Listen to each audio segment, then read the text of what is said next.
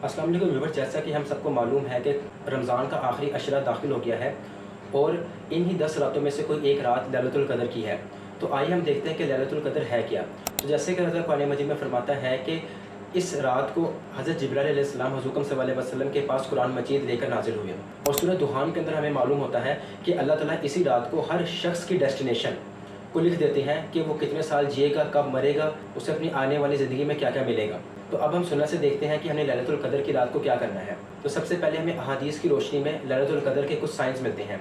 कि सबसे पहले ये कि उस रात को ना हवा ज़्यादा ठंडी होगी ना ज़्यादा गर्म होगी, और उससे अगला जो जब सूरज निकलेगा तो ना उसकी तपिश इतनी ज़्यादा होगी, और जब आप उसे देखेंगे सूरज को तो आपकी आंखों को भी तकलीफ़ नहीं होगी। और फिर हज़रत सल्लल्लाहु अलैहि वसल्लम फरमाती हैं कि जो शख्स लैलतुल क़द्र की रात को ईमान के साथ मतलब मुखलिसन अल्लाह ताला की इबादत करे और अल्लाह ताला से अजर की तवक्को करके पूरी इबादत करता है तो उसके सारे पिछले गुनाह माफ़ कर दिए जाते हैं। और हज़रत सल्लल्लाहु अलैहि वसल्लम लैलतुल क़द्र की रात को बहुत ही तवील करके तहज्जुद की नमाज़ अदा किया करते थे और उसमें बढ़ चढ़ कर कुरान मजीद पढ़ा करते थे। और इसके अलावा अगर आप तहज्जुद नहीं पढ़ते तो फिर आप क्या कर सकते हैं कि कुरान मजीद की कसरत से तिलावत कर सकते हैं इन आखिरी 10 दिनों में। इसके अलावा हज़रत आयशा सिद्दीक़ा रज़ियल्लाहु अन्हा ने आप सल्लल्लाहु अलैहि वसल्लम से पूछा कि अगर मुझे लैलतुल क़द्र की रात मिल जाए तो फिर मुझे क्या दुआ मांगनी चाहिए। तो वो दुआ ये है, अल्लाहुम्मा इन्नका अफ़ुव्वुन तुहिब्बुल अफ़्व फ़अफ़ु अन्नी, कि अल्लाह ताला मेरे गुनाहों को माफ़ कर दीजिए, मेरे सारे गुनाह क्लियर कर दीजिए, कि आप ही सबसे बढ़कर गुनाह माफ़ करने वाले हैं।